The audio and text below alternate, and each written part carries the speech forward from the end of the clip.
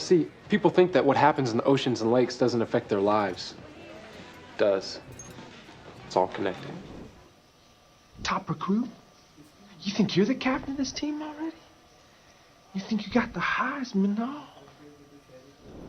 We're not going by choice. You are our family. And I don't see how anyone can love us better.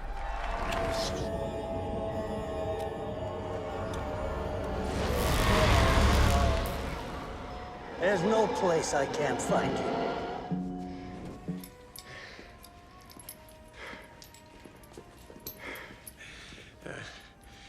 What's your name? This won't take long.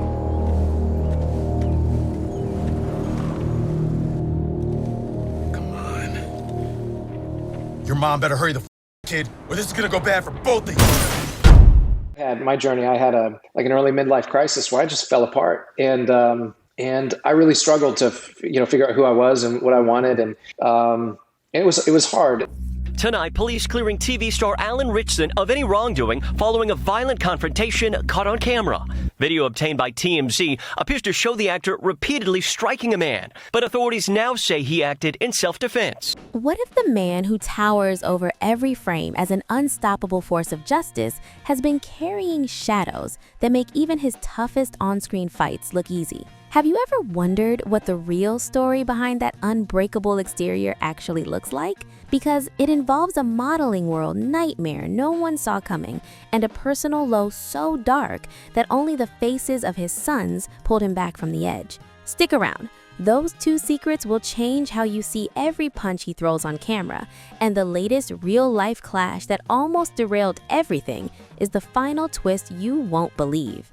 Born on November 28, 1982 in Grand Forks, North Dakota, Alan Michael Ritchson entered the world already on the move. His father, a U.S. Air Force Chief Master Sergeant, and his mother, a high school teacher, kept the family hopping from Guam to Illinois to Florida with the kind of restless momentum that shapes a person long before they ever step in front of a camera. Where did Alan Ritchson grow up? That's a difficult question to answer because I was in the military, so we moved around a lot. I started in Illinois, I was born in Grand Forks, North Dakota, but we didn't really live there. I was there for like 2 months. We went to Guam. It was in Guam for 2 years, but who remembers that? I remember feeding some kind of turtle on the beach once, but that was like probably a dream. And then I spent from 5th grade on in Florida. My dad retired there, so that's kind of where I grew up. By age 10, the Ritchsons had settled near Eglin Air Force Base in Niceville, Florida, where Alan graduated from Niceville High School in 2001.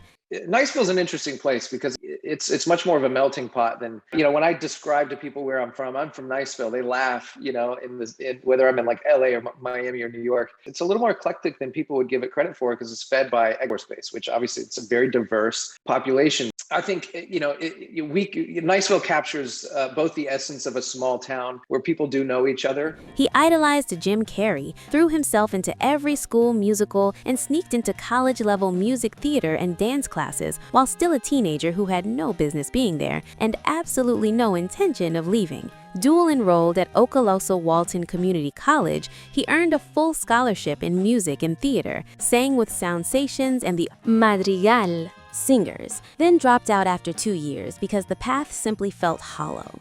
I dove into some work with some really illustrious teachers in the field and started studying theater, really putting myself through that kind of masterclass phase to understand what that even meant. A brief gas station job followed before he signed with Next Management in Miami Beach and stepped, almost accidentally, into the world of modeling. I had a modeling buddy who I was like, let's go play basketball. And he's like, I can't go. I got an audition. And I was like, audition? Well, how did you get an audition and what is that? And he was like, it's an audition for like a commercial or something or a TV show. If you want to do auditions, he'll send you stuff from the breakdowns and try to book something. And I was like, great. So I told him, I was like, give me some auditions, dude. I want to make some extra money. That modeling chapter looked glossy and effortless from the outside. Abercrombie & Fitch campaigns shot by Bruce Weber, runway walks, underwear spreads that put his face everywhere. Yet the industry was hiding something far darker beneath its polished surface. Alan later called it legalized sex trafficking, revealing publicly that he had been SA'd by a very famous photographer whose name carried enormous weight in the industry. The trauma forced him to walk away from modeling entirely, and that exit is an Easter egg most fans have never connected to the sudden pivot toward acting that followed. Before he left, though, he made one last attempt at a different kind of spotlight: American Idol Season 3 in 2004. He made it to the top 87, charmed Paula Abdul with a memorable striptease audition that nobody in the room forgot quickly, then got cut during Hollywood Week. How y'all doing? Sorry, Alan. Can I just say before you start, thank you? Thank you for putting a little smile on my... Undeterred, he stayed in Los Angeles and chased roles with the same stubborn energy that had carried him through every previous setback. His first real break arrived in 2005 when he landed the recurring guest spot as Arthur Curry, Aquaman, on Smallville, a role that marked the very first live-action portrayal of the hero in any officially licensed DC production. I got a buck. Yeah? Yeah. You should use it to get some fashion sense. Between seasons 5 and 10, he suited up multiple times, reprising the role in the final season and even earning an uncredited animated cameo in Justice League: The New Frontier. She would have given her life for this country, and I could hardly look her in the eye. The gig handed him genuine superhero credibility, but the real money and the real laughter came next. In 2010, Allen stepped into the cleats of Thad Castle, the wildly over-the-top captain of the Blue Mountain State football team on Spike TV's raunchy and beloved sitcom. For real players only. Special teams, special room. Move it! He owned the role completely through 3 seasons until cancellation in 2012, then reprised Thad in the 2016 movie sequel, Blue Mountain State: The Rise of Thadland, with equal conviction. You haven't even seen the best part yet. I want to see. Do you want to see the best part? Yeah. Let's go see the best part. The comedy timing he honed through those years became an Easter egg that sharp fans catch in every later action performance. That same deadpan swagger now powers Jack Reacher in ways that make the character feel lived in rather than performed. By 2013, the action roles began stacking with real momentum. He played Gloss in The Hunger Games: Catching Fire, the District 1 tribute whose arrow to the chest moment still gets rewatched in slow motion by fans who never quite got over it.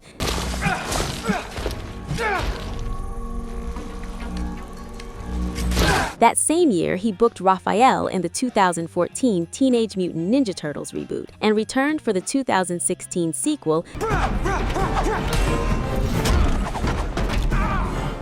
spending months working under heavy suits and motion capture rigs that left marks he didn't talk about publicly for years. Allen later called both production experiences among the worst of his career, an insider detail that explains, quietly, why he never revisited the franchise when the opportunity might have presented itself. In between, he squeezed in smaller parts: Laser Team in 2015. For today's test, you will learn a higher suit function known as the dark matter ray. The Wedding Ringer.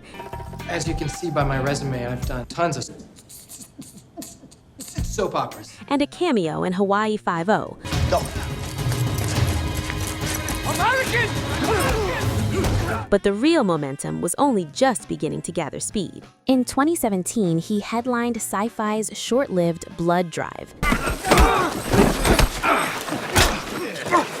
Who do you think you are? Then in 2018, joined DC Universe's Titans as Hank Hawk, a character producers initially hired him to play for just 2 episodes before promoting him to series regular for season 2. Hawk dip.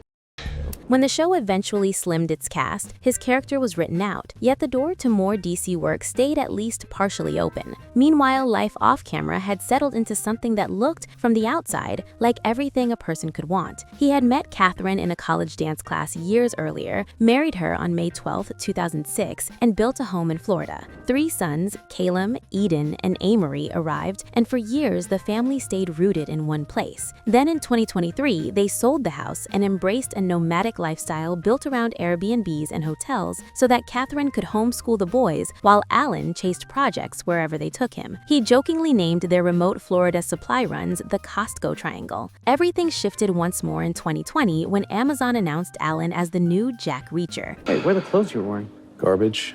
Garbage? Why? I'm already carrying boots. If I had any more clothes, pretty soon I need a suitcase. I got a suitcase, I need a house to keep it in, and I need a car for the driveway. Before you know it, I'm filling out all kinds of forms. The audition process ground on for 8 months, including an early rejection for not being considered big enough for the role, a note that, in retrospect, reads like a punchline. He crushed every subsequent callback and ultimately landed a character that would redefine his career entirely. Season 1 dropped in 2022 and exploded across the platform. Suddenly, the 6'3", 240-pound actor who had once modeled underwear campaigns was the internet's favorite stoic, unstoppable hero, and the cultural conversation around him shifted permanently. He directed, co-wrote, and starred in the 2021 action comedy Dark Web Cicada 3301. Like what you see? Let's see how cute you are when I bash your face in! Carver, take it down a notch. I thought you said I was bad cop. I said you're a bad cop. Launching his own production banner, Freaker Films, as a declaration that he intended to build something lasting on both sides of the camera. Fast X rolled him into the Fast franchise in 2023. Guys, you don't want to do this. He needs a new watch, cop. Look, the watch was a gift. Ordinary Angels and Guy Ritchie's The Ministry of Ungentlemanly Warfare followed in 2024. In 2025, he starred in the buddy comedy Playdate. Random drug tests.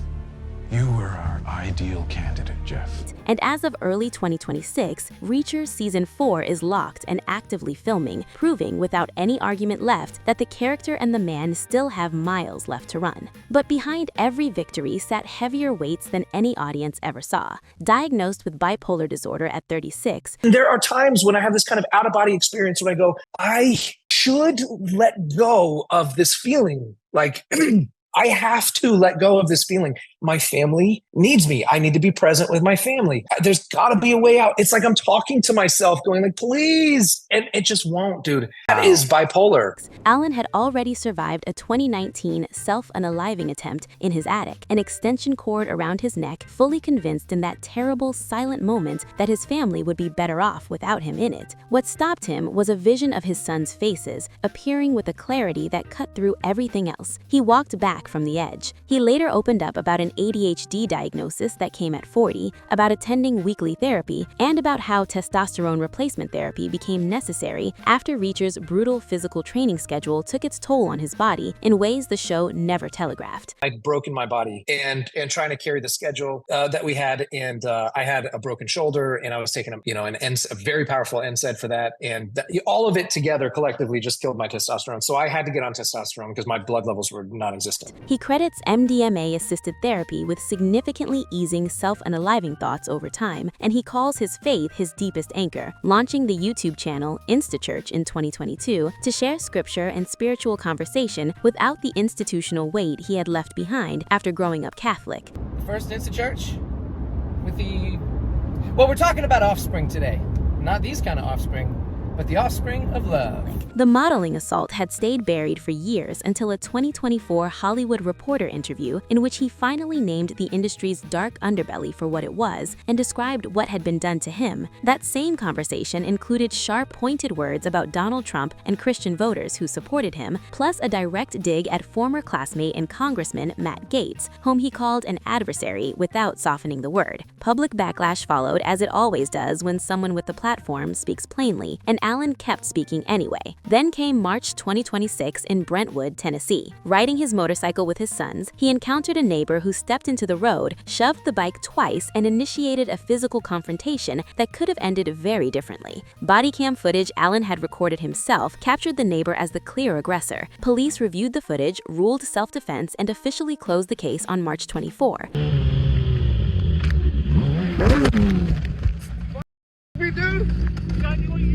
Are you kidding me, bro?